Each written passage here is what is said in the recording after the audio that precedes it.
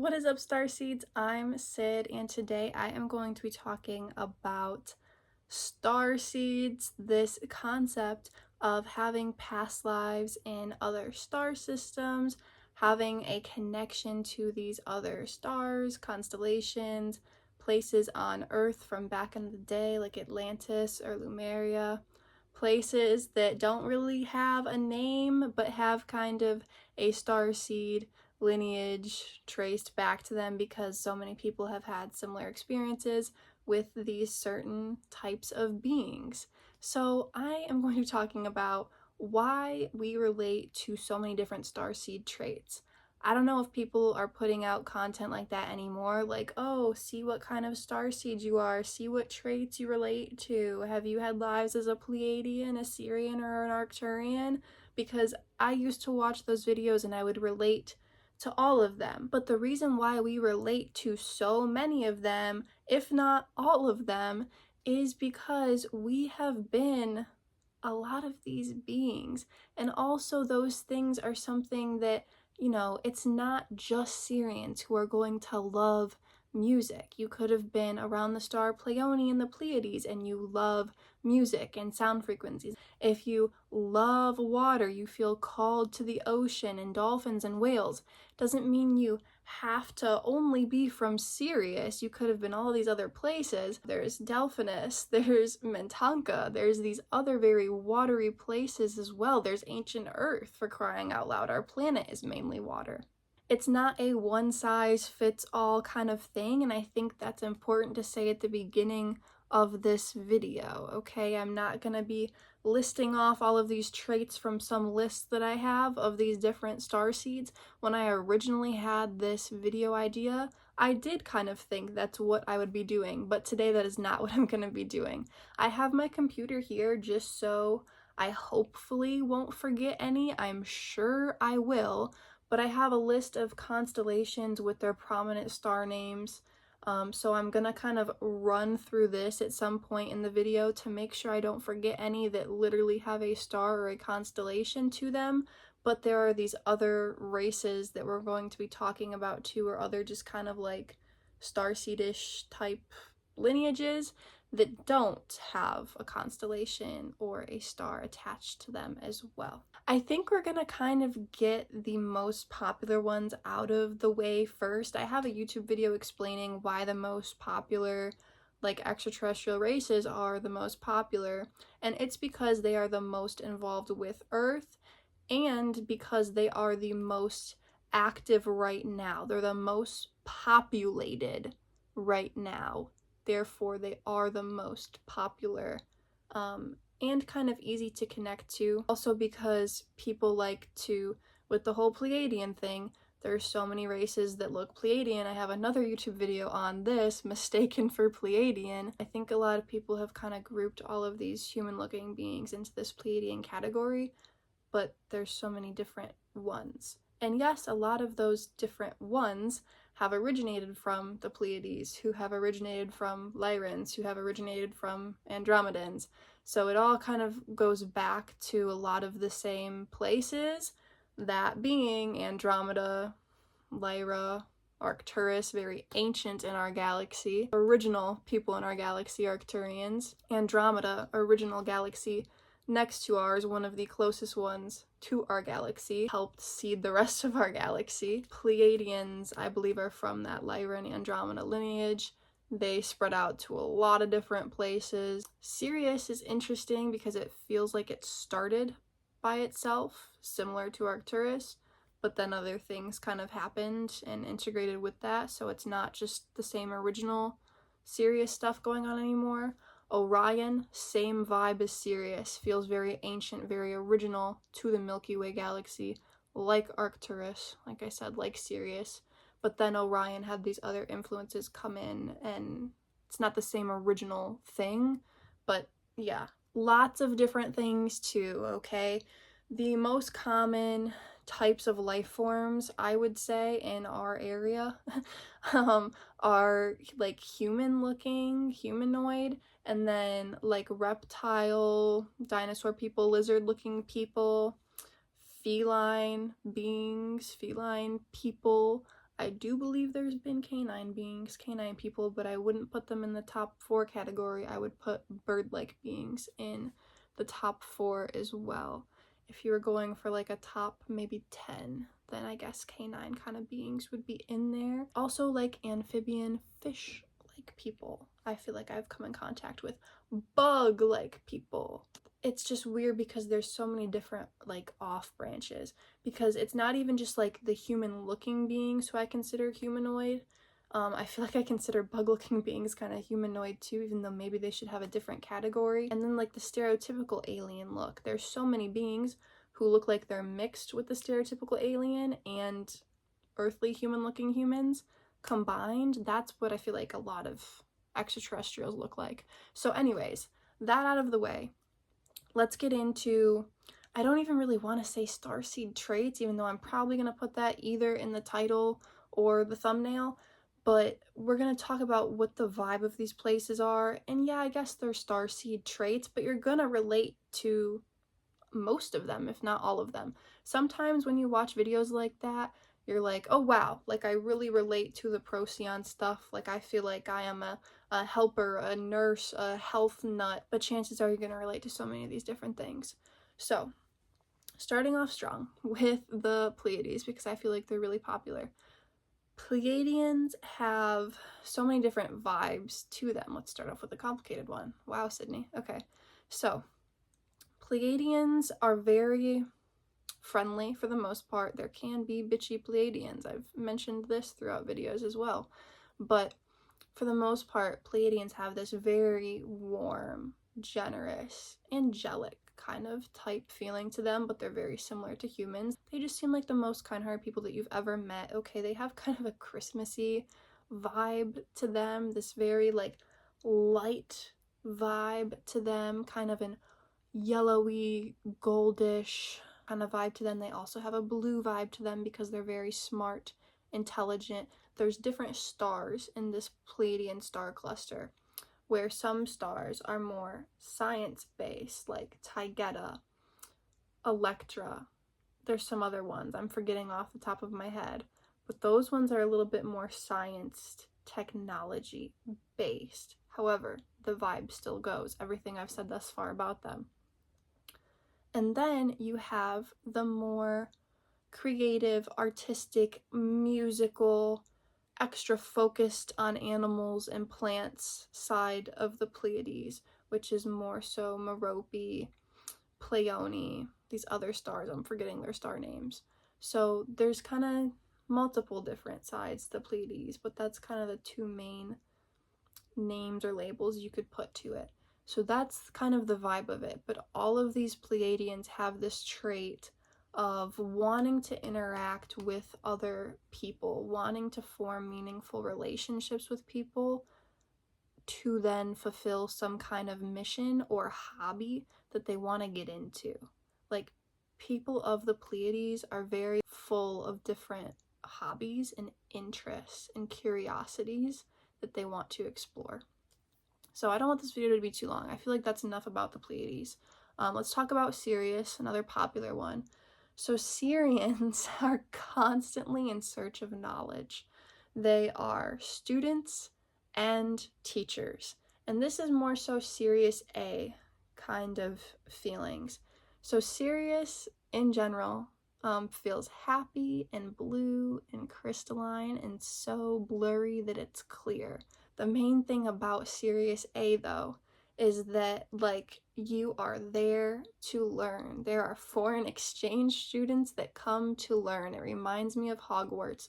So the beings there, they are just like thrilled and love the idea of knowledge. They have such a thirst for knowledge, and they are very like flowy, wise, old ancestral type feeling.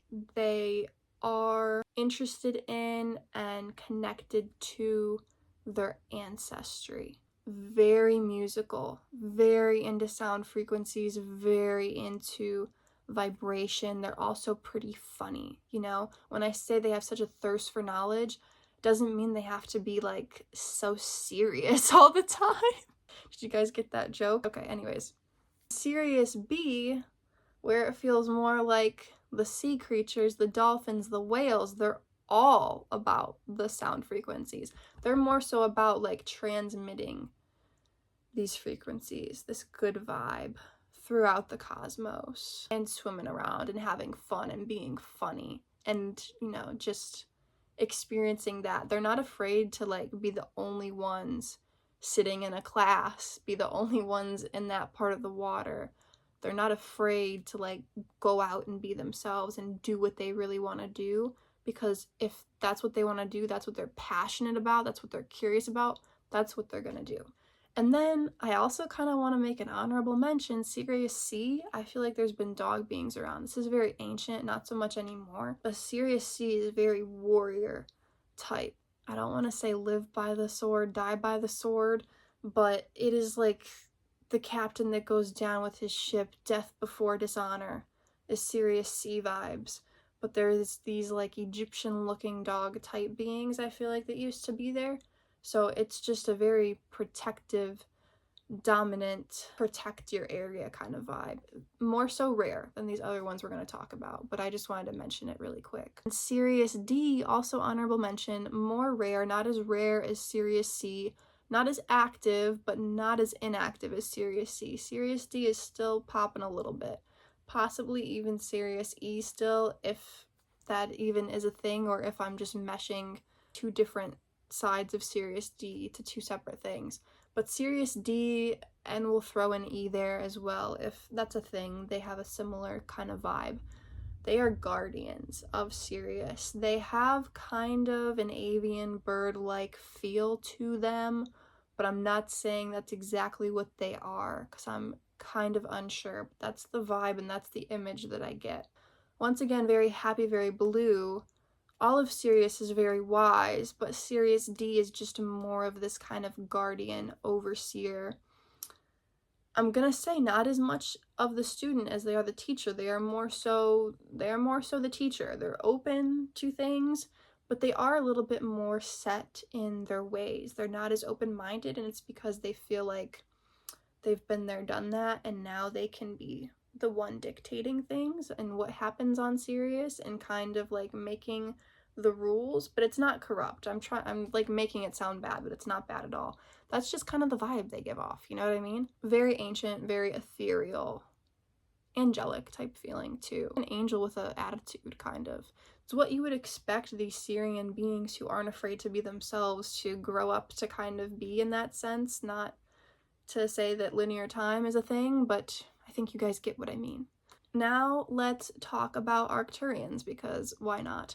Arcturians are just kind of like quirky in their energy originally. People who have had lives as Arcturians, it does kind of depend when the life was. If it was a long time ago, very wise and quirky feeling. Now, expressing on Earth is kind of what the vibe would be. But if you are an Arcturian like recently or presently, currently, it's gonna have a less of a quirky vibe, more of a tech science type vibe, but also master of energy, master of galactic history type vibe to it.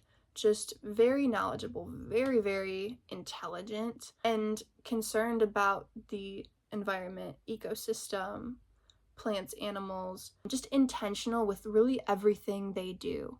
Like they're not gonna be the ones to like go say something in an argument that they don't mean. Like, no, they mean what they say. They are careful with their words. Other people who have had incarnations as different alien races, they might do stuff like that, but an Arcturian starseed who has had major incarnations there could never. Maybe just a couple little vacation type lives to Arcturus, maybe they would. But people who have like real strong Arcturian roots would never do something like that. Like, they mean what they say. They're very intentional and aware with certain things. Even though they don't really think about it, that's a main key thing that sets them apart from other people. So let's talk about Andromedans. And we'll touch a little bit on Andromeda Galaxy and then also Andromeda Constellation too. So Andromeda Galaxy is like very spacey, like very far out there. Very smart, natural intuition, but just kind of like Spicy. Hearts and smiley faces, and you might think they don't have lots going on up there because they're just so full of love. Like, they're filled with other things, Andromeda Galaxy people, but that natural intuition gets them through. They can definitely be smart. Like, there are smart Andromedan starseeds, but when I just think of the stereotype, that is kind of what comes through. Trust me, they can be freaking stacked to the brim with knowledge. I feel like I have a connection to all of these races we've mentioned so far. You guys probably do too. Like, you're gonna relate to all of this in some sense. But Andromeda Galaxy just literally feels love, light, so far out there, so unique, so weird, so quirky in like such an amazing way. Kind of like Sirius, how like they're not afraid to be themselves, but it's a different vibe. Like, it's a weirder vibe because it's a whole galaxy. It's diverse, you know what I mean? So there's all of these different vibes and everybody loves that. So everybody's constantly just being different because there isn't a normal, you know, because it's so big, so vast, whatever. And then Andromeda constellation, very explorer, nomadic type vibe. Both Andromeda constellation and Andromeda galaxy have like strong set goals and missions. Kind of depends on the person from Andromeda galaxy, but the ones who are involved with the Milky Way, so probably anybody watching who feels a connection to Andromeda is probably more so on the Andromeda Milky Way side of Andromeda galaxy. Very mission based if they're concerned with our galaxy, because you have to be. If you're involved with the Milky Way stuff, you have to be like driven to fulfill missions, because that's a lot of what we're doing in the Milky Way right now. That's a core trait with all kinds of Andromedan beings. But then back to the Andromeda constellation stuff, much more explorer, nomadic type vibes. Has to be more serious when it comes to certain things, but really at the end of the day, they're just, you know, a ball full of energy and fun. It's like when it's work time, it's work time. When it's not, it's leisure time. And they usually have a very different kind of attitude for those different things that they're doing, and they're really good about that. Definitely really responsible. And then I want to talk about Cassiopeian beings kind of while we're on this topic of Andromeda, because I feel like the two go hand in hand. So Cassiopeian beings, probably not as widely known as the other ones we've talked about so far, very much so like Andromeda constellation people, nomadic explorers. However, Cassiopeian beings are much more family oriented, and they're much more homemakers, more traditional, more feminine, more of those like kind of feline traits, shy to people that don't have similar values as them, but extremely open to the people who do have similar values to them. And I feel like a lot of these beings also resonate with that, but that's kind of what feels different about Cassiopeian beings than other beings for me. That's how I'm explaining all of these races. A lot of them have interconnecting similarities, but what I'm mentioning for all of them is what feels a little bit different than these other races. Cassiopeian beings, family-oriented. Really, all of these feline beings that I've tapped into are very family-oriented for some reason. That seems to be a common trait among them. So other feline kind of beings, lyrans. The feline lyrans in specific, but the human-looking lyrans as well as hybrids between them, they feel very, like I said, family-oriented, community-oriented as well, similar to the Cassiopeian beings. They were like that too. But they have this whimsical yet traditional nature about them, okay? Because they're super high vibe, totally spiritual, but they have this kind of religious vibe to them, even though it's literally just spirituality. It's literally just sharing soul memories.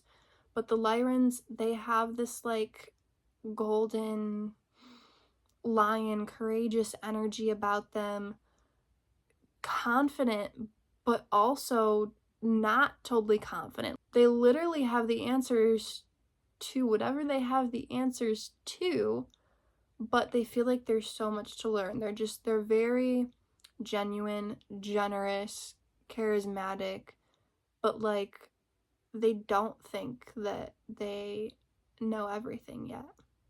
It's like they are not aware of how high vibrational, how inspirational, and how influential they are. Definitely responsible, definitely hard workers. I don't want to talk too much about Lyra. Like, I have other videos on this. I'm going to leave my ET races playlist, aliens playlist, whatever it's titled now, in the description of this video, so you guys can check that out if you want. I want to talk about Vegans real quick, which is a star in the Lyra constellation, but it feels totally different. So Vega in specific, the culture, like I said, very different, much more science-based, more modernly, very tech, sciencey, similar to Arcturians, but less earthy vibe, more tech vibe with the Vegans. But the ancient Vegans, artsy, art teacher, friends in the forest type vibe.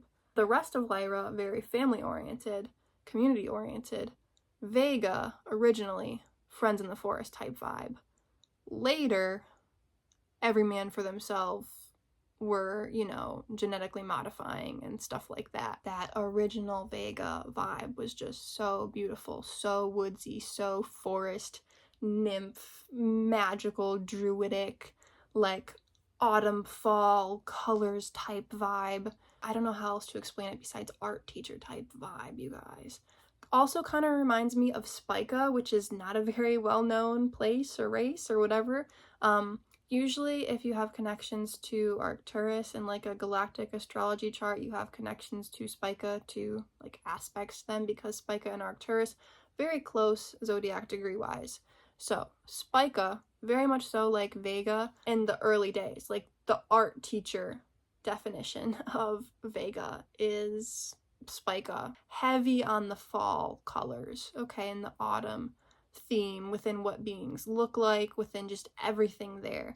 Kind of like how Sirius, I say, is super happy and blue, but like places like Vega, more so Spica though, okay, because Vega's kind of like earth seeming, kind of like the rest of Lyra seeming. Spica, heavy on the autumn colors, not as high vibrational as Vega, because Vega was a part of Lyra, but Spica was very cool, very awesome, very wholesome.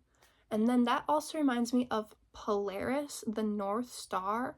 I have seen beings there that also remind me of these fall colors. I feel like I've seen different like eras of Polaris that are different, but the one that I've tapped into the most from people's records is this era of Polaris where reminds me a lot of Avatar, like a lot of Avatar, and Ancient Earth even, because just no technology, no interest in exploring whatever else is out there. They have a feeling there's these other alien races, but they do not want to interact with them because they are secure in themselves. Polaris, this stage of Polaris that I've seen is just like beautiful Avatar, like so deeply connected with nature. They don't even feel the need to travel to other towns nearby them usually. Occasionally they will do that, but they stick with their community, they stick with their family, they stick with where they were born because they are so connected to the land, the animals, the plants, the nature, the wind, the ground, like everything around them. Just extremely nature-based, absolutely zero technology. This part that I've tapped into, like I said, there's other phases, but I don't really want to talk about that right now. So, I want to mention Orion, because I haven't mentioned Orion yet. Early days of Orion, just very fun. Reminds me of like summers when I was a kid. Just kids doing whatever the heck they wanted, having a good time. Like the traits and energy of people who have had these lives, connections to Orion Nebula, like in their chart. Early days Orion vibe is just fun. I don't even want to say responsible when you have to be, like maybe to a certain extent, but Orion people are just fun, adventurous. Like that is key thing. Passionate, curious, sure, but fun is definitely like the major word for early day Orion. And then pretty much all of us were in Orion recently during the dark time. That's responsible, that's hardworking, that's mission dedicated people, that's theme of good versus evil, holy guacamole, that's like a huge thing. It's like heroic feeling people. It depends who you were in Orion as to like what traits you have, but it's just like rebellious energy if you were in Orion recently. Systems buster. Some people were shy and did that work without them knowing, so that's like coordinated, strategic starseed energy there if you were one of those people that were giving intel to the people who were going in like ninjas and rescuing people. So there's kind of different vibes to it depending on what you did, okay? But the major theme is like this theme of good versus evil. If you were, you know, someone fighting against the corruption, then you have this heroic, wants to do good, weight of the world on your shoulders kind of type vibe with that. I'm gonna kind of go in order down this list of constellation names real quick now, just so I don't miss any. So Aquila, specifically Altair, responsible when you have to be, but you sure would like to slack off when you get the chance to kind of vibe with like Aquila back in the day. Altair, specifically now, is just like angelic headquarters, so I'm not even gonna mention it, just high vibe angelic headquarters, angel type vibes, heaven on earth type vibes, pure white light kind of energy.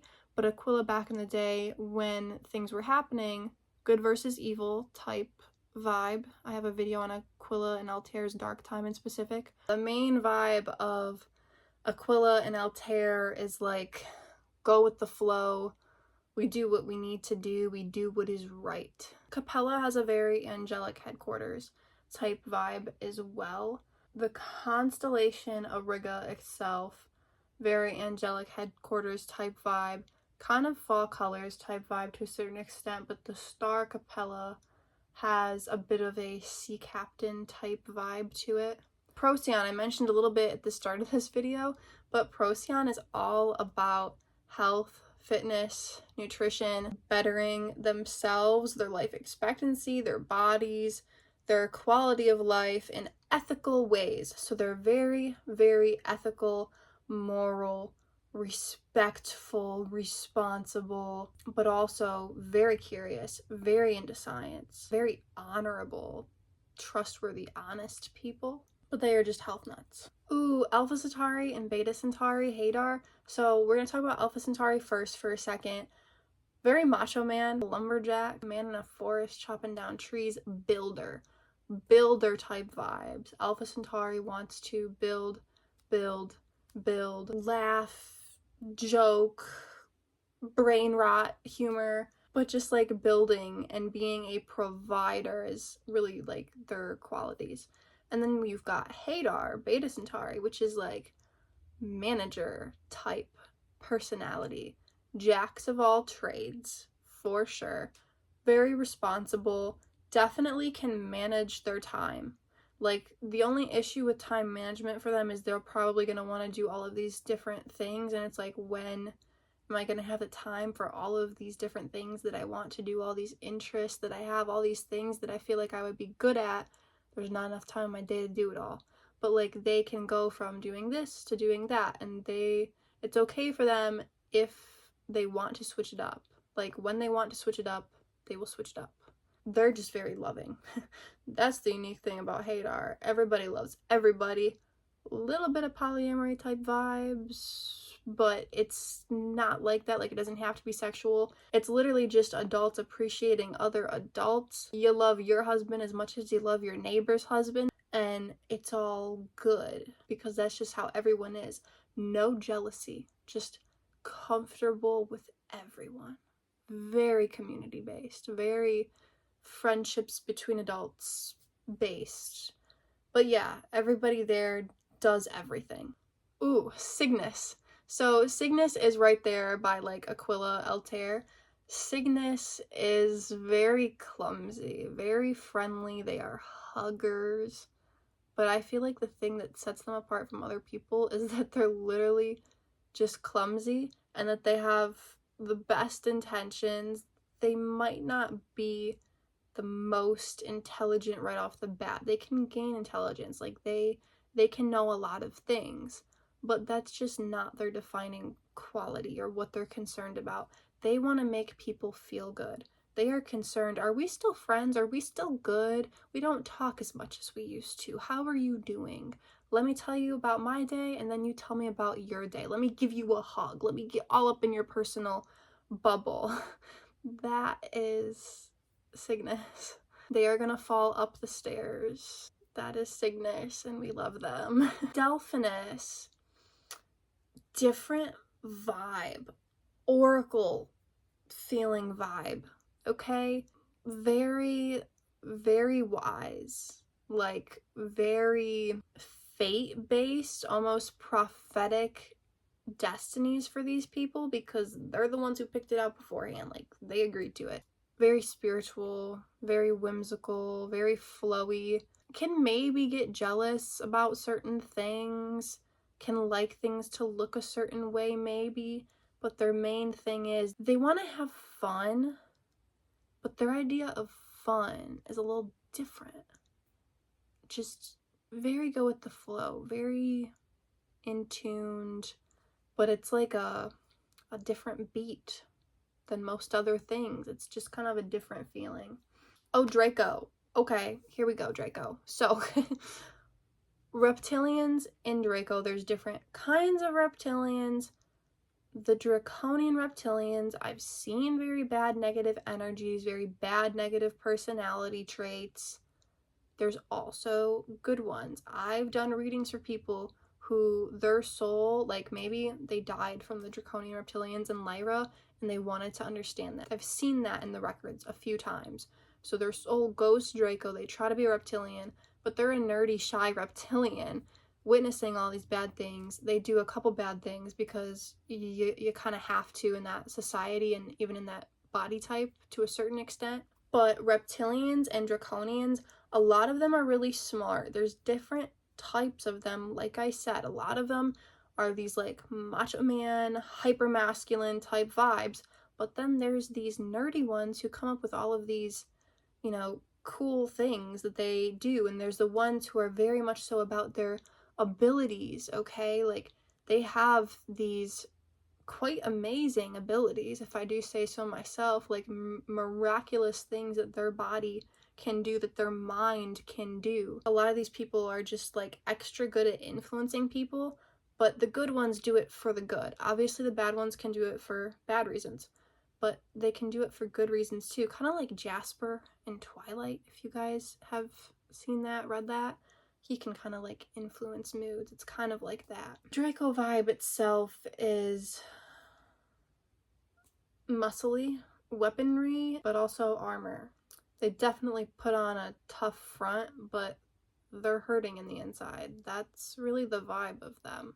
I almost forgot about Castor and Pollux and Gemini. Those are interesting places. The vibe there, meadow-esque. I don't know if that's a word, but it's like a meadow. Golden hour type vibes in a meadow. Very horse-based. For some reason, I feel the need to say that. I made a TikTok video about Castor and or Pollux like a couple years ago because of this amazing reading I did. So very friendly. This is where the horse girls come from. The girls on Earth nowadays. The teenagers who love horses and stuff.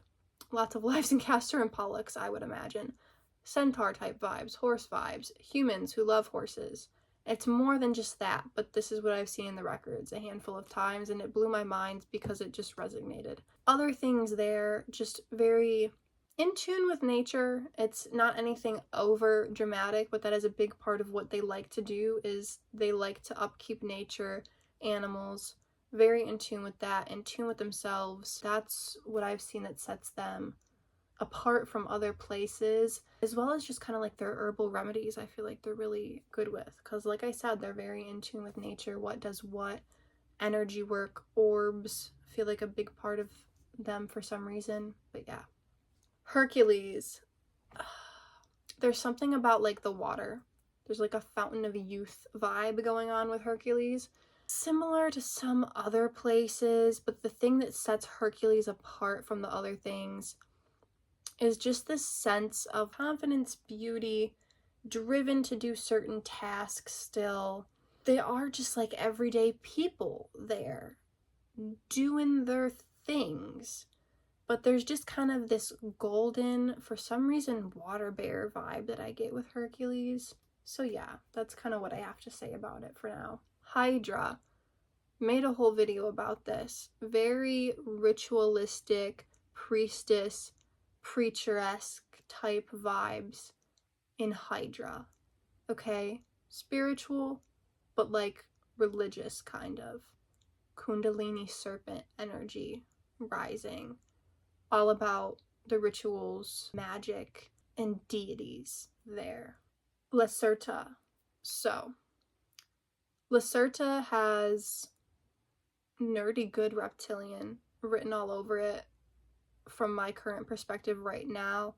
I'm sure there's other vibes there as well, just like all these other places we've talked about, but Lacerta has this scientific, nerdy reptilian vibe to it. Natural sunbathing, sunbasking type vibe to it. Leo, Regulus, this is like loves the spotlight, theatrical, wants to smell good, wants to wear a cape or a robe type vibe, but it's really more so emotional than that. They're expressing their feelings through these theatrical means and through putting action to it. Like they're putting action to their words in Regulus, or they're putting words to their feelings, they're putting action and words to their feelings. That's how they're expressing themselves, is like literally putting on a performance. So lepus. I've been getting lepus and lupus mixed up for literal years and just combining them together and not knowing it. But so lepus is the hare, the rabbit constellation, and Nile is in the constellation Lepus, actually, not lupus. So lepus, there's these bunny type vibes around here for sure. I haven't tapped into that much, so I'm not really going to speak on the bunny looking beings. They seem explorative, friendly, genuine, down to earth, curious, energetic. The star Nile in the constellation Lepus, that I've tapped into a decent amount for sure. And maybe I'm combining this with lupus still in my mind, but around Nile I saw these whales, these huge whales, and not enough water for them. So the vibe with them is like literally just like wanting to push through. People who incarnated there, they are freaking troopers and they have the best intentions, and they are like natural people. They want to better the earth. Those whale beings are very nurturing, self-sacrificing, kind of mother-grandmother type vibe. Then we've got lupus, which is the dog constellation, which has more of this experimental werewolf type vibe to it. I used to feel just like wolf packs, like huge, intelligent, telepathic wolf packs, kind of like Twilight. Thought it was Lepus, but probably lupus, because the constellation, the symbolism, and the mythology usually go hand in hand with kind of how these places feel as extraterrestrial civilizations as well, in my opinion. So, the wolves, wherever they are, these wolf beings feel in-tuned, tapped in, obviously extremely loyal to their pack, loyal to a fault, but they are very intuitive, very witchy, magical, in tune with the cycles and seasons, like very much so, tactical, survivalist, just have a lot of common sense knowledge. Like they are intelligent people, good common sense. I'm not even going to talk about these weird werewolf experiment things. We'll save that for another video. We talked about Orion in general. I don't know if we mentioned specific stars. Stars like Betelgeuse, Rigel, Bellatrix, even Alnitak and Alnilam. Alnitak and Alnilam are a little bit weirder, but the major ones on the outside, Rigel, Bellatrix, Betelgeuse, those ones have those main core Orion values lately war fighting, in the past exploration, progression, fun, adventurous kind of energy. But Mintanka, I don't know if I mentioned, that is very wise, very like Poseidon kind of energy there. Caretakers of the earth, caretakers of their planet around Mintanka, caretakers of the Orion civilization, but like wise, oracle-esque, prophetic kind of vibe to them for sure. And there's some that have this mermaidy Peter Pan Cove, mermaid siren type vibe like that, but most of them are like this wise Poseidon kind of energy. Then we've got Pegasus. I don't want to say I know much about this. Floaty, happy, fun, energetic, childlike kind of vibe comes through. And then Formalhaut. This is a weird one. This is a vacation life for most people, so I feel like I don't really have traits to identify it with, because when you're there, it's supposed to feel lazy, at least in the past from what I've seen. Now, it might be different. Now it feels like an angelic headquarters, very high vibe, very responsible, which is very different than what it used to be in my opinion. Oh my gosh, Antares, and then Aldebaran, and then these other ones that are not on this list for some reason, but I don't want to forget. So let me talk about Aldebaran real quick. Similar to Aquila and Altair with the good versus evil thing, also similar to Orion, but the thing that's unique about Aldebaran, similar to other stars, now it's like this angelic headquarter type vibe, but originally Aldebaran was kind of boring. During its dark time, when it was the most popular, Aldebaran had this theme of silencing, repression, could not speak your mind. So that was a big thing. It was like you were faking it, and then you never made it. You just like erupted, kind of, these emotions, and then you made it. But like that's what the civilization feels like, faking being happy in a family unit, sitting at the dinner table, like in some fancy household, but not being able to speak your mind is what Aldebaran originally felt like. Besides that, though, it was very duty, very responsible. You felt like you had to do these certain things right. It was a lot of weight on people's shoulders there. Earth equivalent would be like, you got to get good grades, you got to get straight A's in school, then you got to go to college to be a doctor or a lawyer. And all of those expectations is what Aldebaran felt like. But regardless of that, it has this angelic kind of pleiadian feeling to it. It has these embracing uniqueness feeling to it now, because before it was repressing uniqueness. It wasn't just not speaking your mind, but it wasn't expressing yourself at all. If it was unique, it was bad. You had to be cookie cutter, Aldebaran being. People put a lot of value on status and how high up you were in society, and even like what your past lives were. Like if you were one of the Lyran elders, that was looked at to be very good. But if you had these weird sea creature lives in Hades or something, which we also need to talk about, that was not looked at as like impressive. So anyways, Antares, such a good one. I can't believe I didn't talk about this earlier. Kind of reminds me of Andromeda Galaxy because there's a connection there. Also reminds me of Arcturus because there's a Stargate similarity there. But Antares is so different. My word for Arcturus would be wise, but my word for Antares and Andromeda Galaxy would be love, loving. Antarian beings, very protective, defensive, soldier type vibe when they need to be, warrior when they need to be, but it's because they are protecting the youth, they are protecting children, they are protecting the future. They are warriors for love, fighters for good, like freedom fighters, peace fighters. That's how I would describe Antarian beings. So full of love, so full of knowledge, but wanting to learn unique things they're curious about and passionate about. That's the main thing. They are like very, very passionate. So Hades reminds me of like Orion fighting because they had that time, but they also had a time where like everybody was princes and princesses. So there's lots of different vibe to Hades, but it feels like a fairy tale is being played out. So I feel like that's kind of the main starseed trait. Even when they were fighting, felt like some fairy tale. When it felt like a fairy tale most people would know, felt like a fairy tale. So I feel like the traits, kind of like how Formalhaut vacation life, people can have more so energy in Hades, but it's like, it's hard to say defining traits that would express in this life as a human, having had past lives there. I guess just like going with the flow and feeling like this is a fairy tale. It's kind of like the only thing I can think of.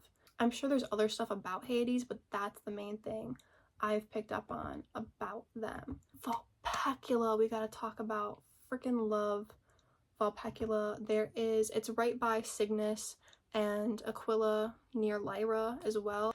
But Vulpecula has this religious type vibe to it. Very spiritual, but it has this religious type vibe to it. Very woodsy. So these beings, they're very loyal, okay? Ritualistic, similar to Hydra, but I feel like the main thing about them is like appreciating these deities. So how that would translate on Earth possibly could be being religious, or not even being religious, but being a part of a group that you believe in very much, being a part of a gardening club and putting all of your passion and energy into that thing, whatever that thing is that you're passionate about, whatever community you're a part of, like pouring your heart and soul into it. There's people that, even like famous celebrities, that have Vulpecula energy super strong, and they pour it into career or they pour it into their spirituality. So there's many different expressions of this, but these people are very passionate and fun. They're adventurous and they're very open-minded too.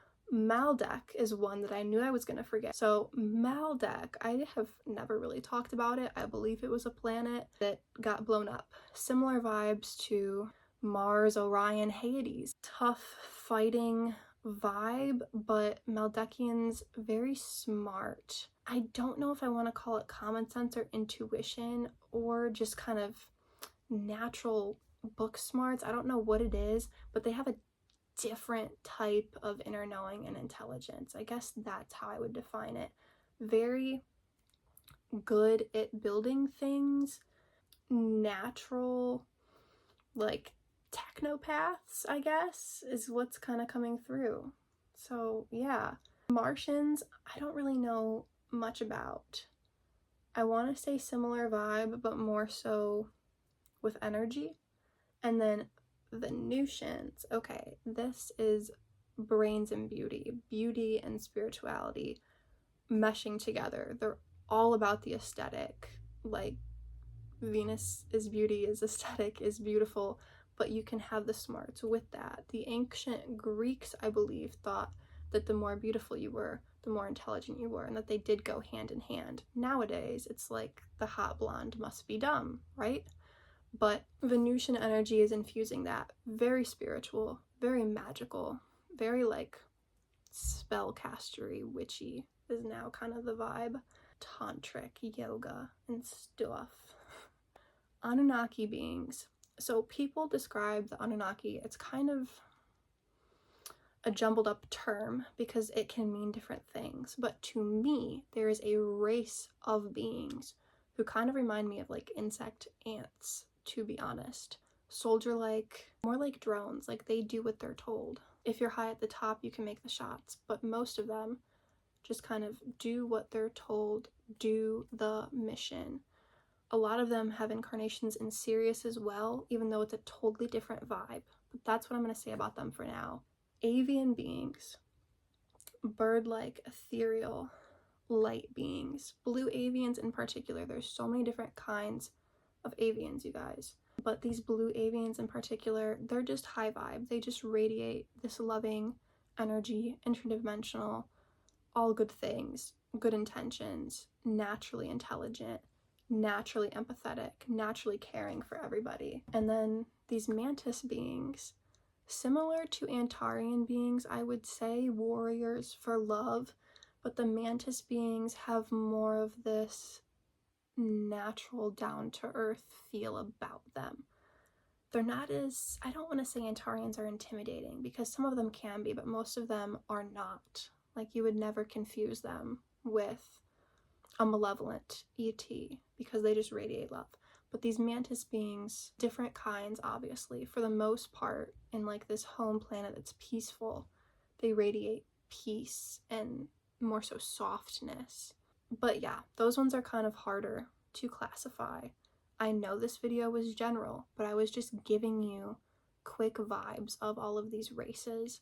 Sorry it was so long, but I feel like a lot of you guys can appreciate my perspective on this if you guys are subscribed specifically for this alien ET content. So let me know what you think. Let me know what you want to hear more about, what you want a video dedicated to. So thank you for watching. If you would like an intuitive astrological Akashic record reading from me, email me and we can work something out. Peace out.